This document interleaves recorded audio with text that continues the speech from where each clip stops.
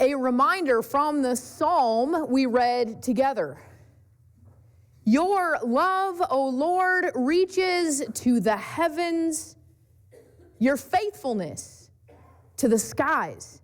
Your righteousness is like the mighty mountains, your justice like the great deep.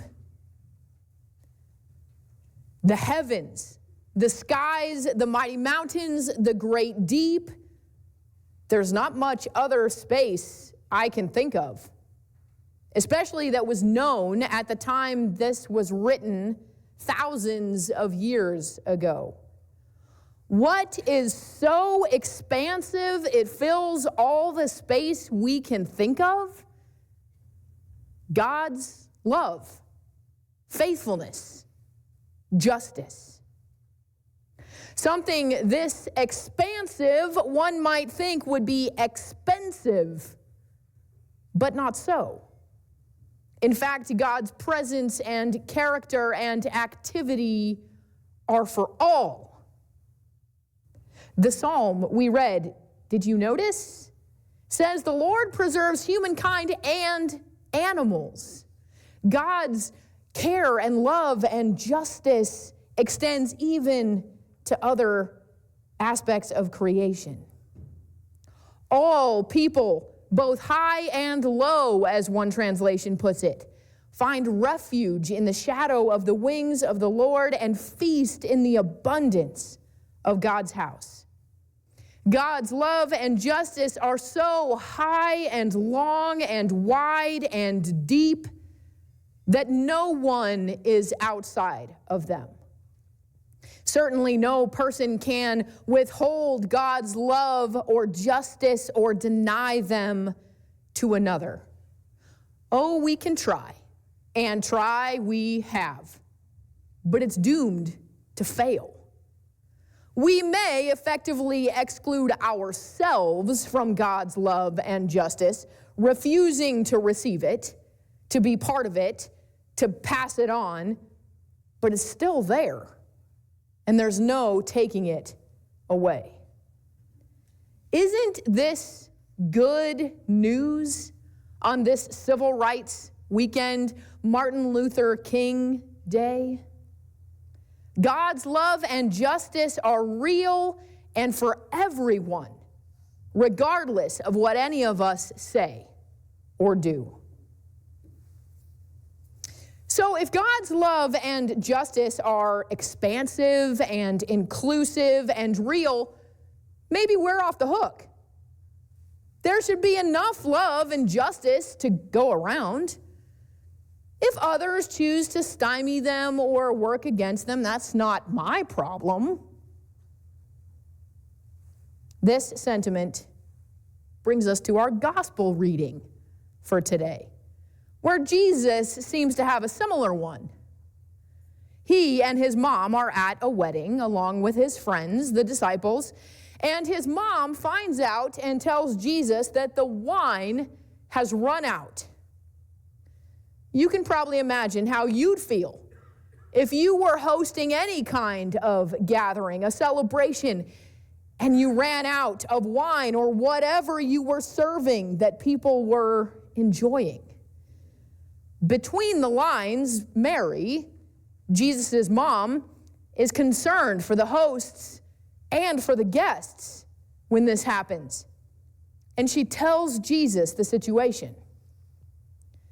It's unclear what she wants him to do about it, but his response isn't what she's hoping for, I'm guessing. Of what concern is this to me and to you, he says, in the reading Mimi did for us. The New Living Translation, which uses simple contemporary English, has Jesus saying, "That's not our problem." And on one hand, he's right? He's not the host of the celebration and apparently doesn't have a role or relationship that makes him feel an obligation. His mother might. The story doesn't tell us her relationship with the bride or groom. Either way, Jesus makes it clear in his response there's no reason why he should feel directly responsible for addressing this. Of what concern is it to him? He even invites his mother not to worry about it, adding, of what concern is it to me or you? She doesn't accept this for himself, for herself, or for him, and implicates him further in the whole thing, telling the servers to do whatever he tells them. And he does. As we know, he turns water into wine, the best wine that's been served throughout the celebration. He doesn't just offer a stopgap, a Band-Aid that will save face until another solution can be found. But there are gallons and gallons of the best wine.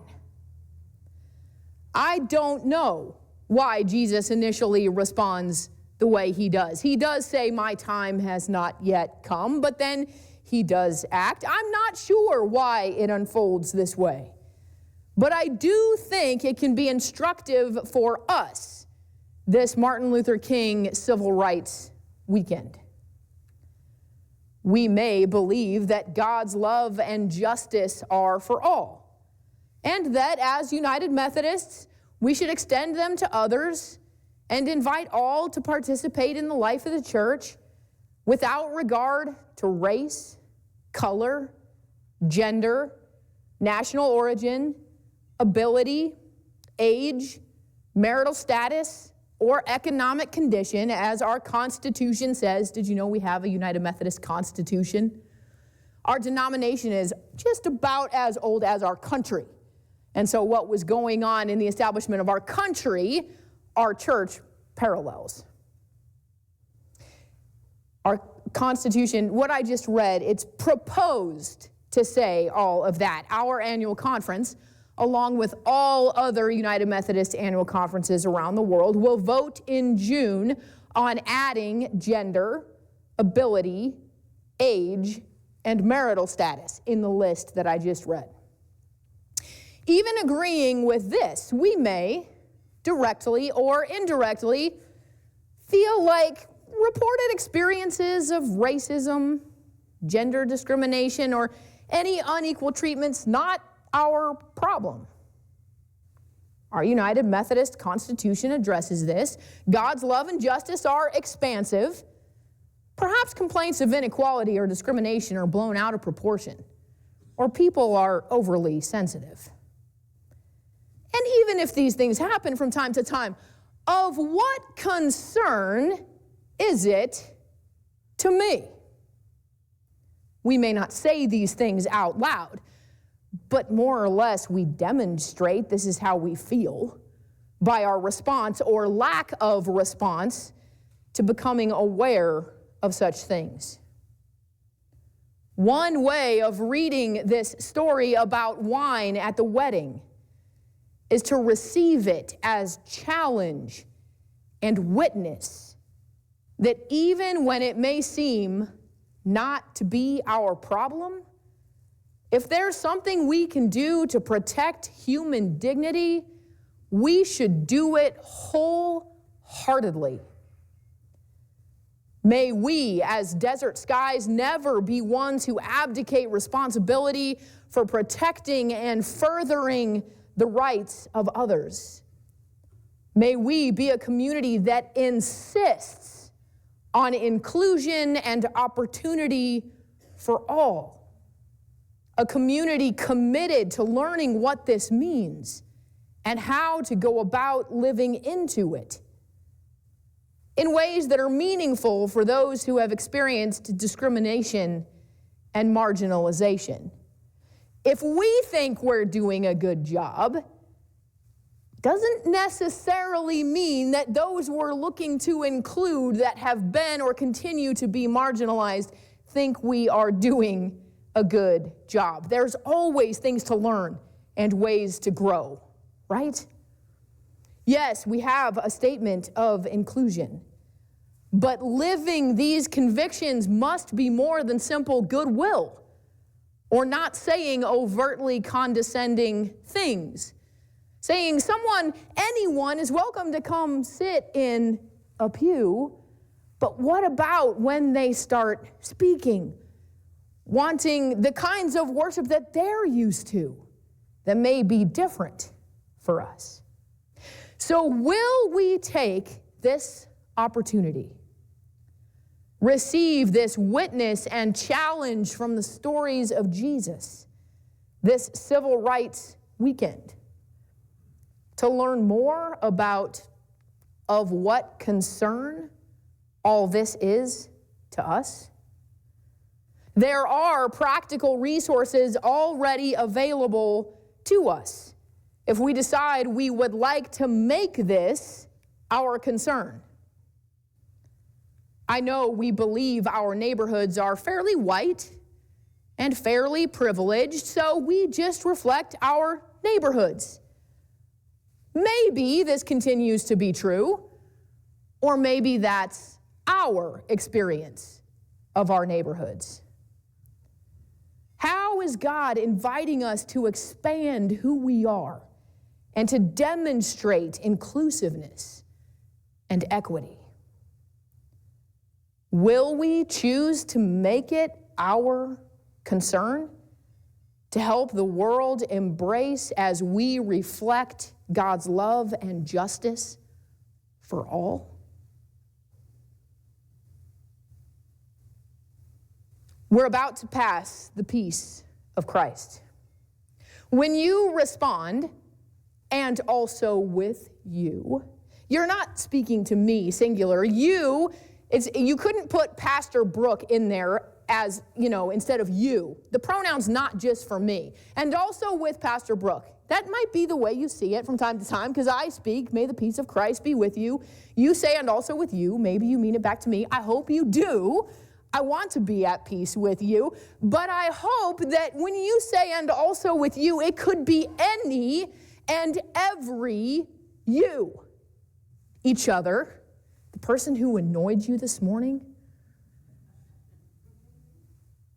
I was hoping not to see that person today. The ones that are here with you, the ones that are not here, perhaps because there's some tension in the peace, and those that have never come but could, and we hope and pray they will. And also, with all y'all, should we change the liturgy? I didn't change it on the slide, but maybe that's what we should say. That just occurred to me, not even in my notes. But we're transitioning to the passing of the peace, and so I'm going to invite you, we'll still put up the slide, but let's all say, I'm going to join you this time, so it doesn't look like you're speaking to me. I will offer the peace of Christ, and then we'll say, and also with all y'all. Okay? So, in a moment between now and when we do that, let's think about what it means to commit to extend peace to all.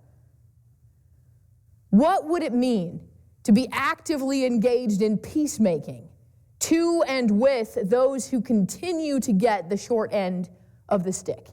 And if we think that doesn't still happen, we have our heads in the sand.